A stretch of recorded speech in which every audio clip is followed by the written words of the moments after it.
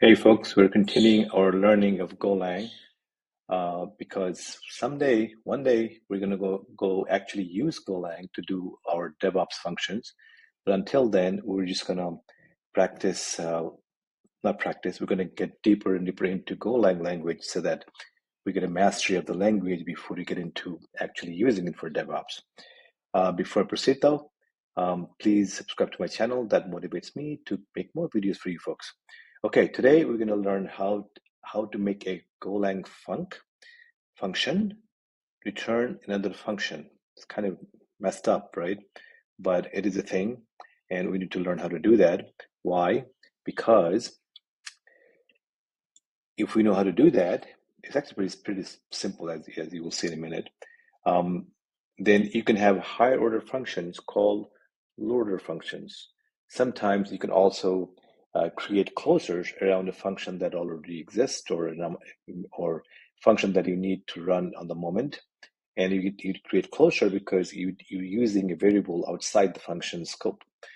You can also use this in a middleware chain in an event-driven architecture where one middle layer calls another one, calls another one, calls another one, so on and so forth. But before we do any of that, we have to know how to use this in Golang. So let's get started.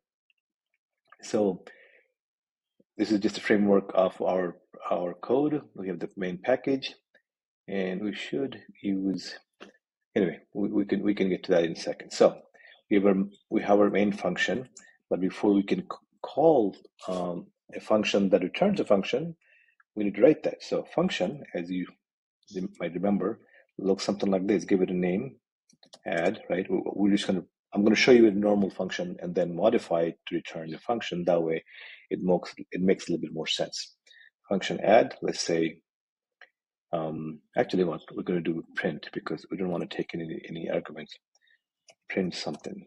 Okay. No arguments. It's going to return nothing.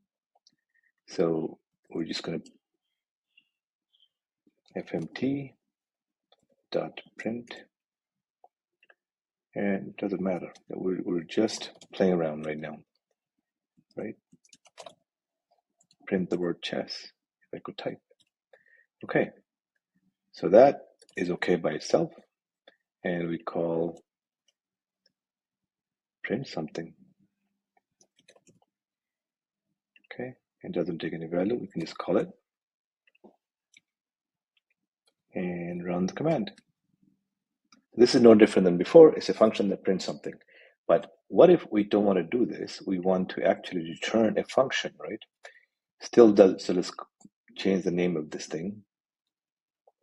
We're going to say func that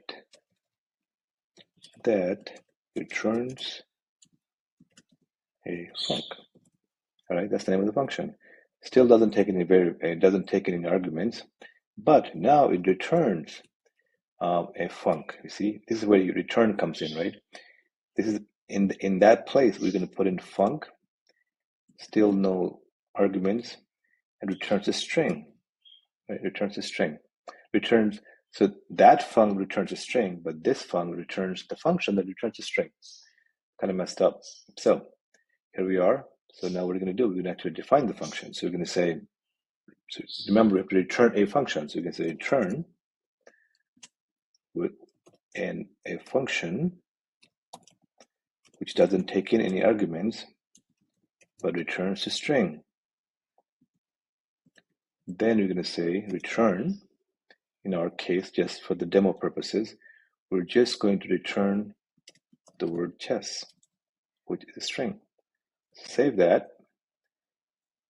Of course, this function no longer exists, so we're going to say we're going to assign the function to a variable. We're going to say func1 equals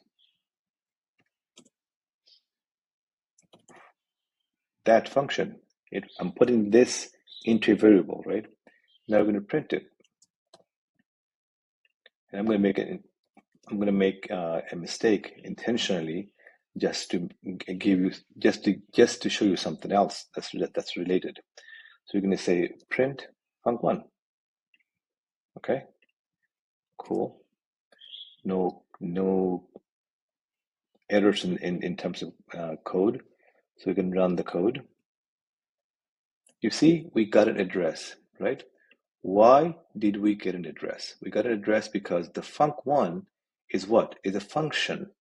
The value of the function is not what it returns. Value of the function is the address of that function. So we got a memory address because we didn't actually call the function. We just called its location.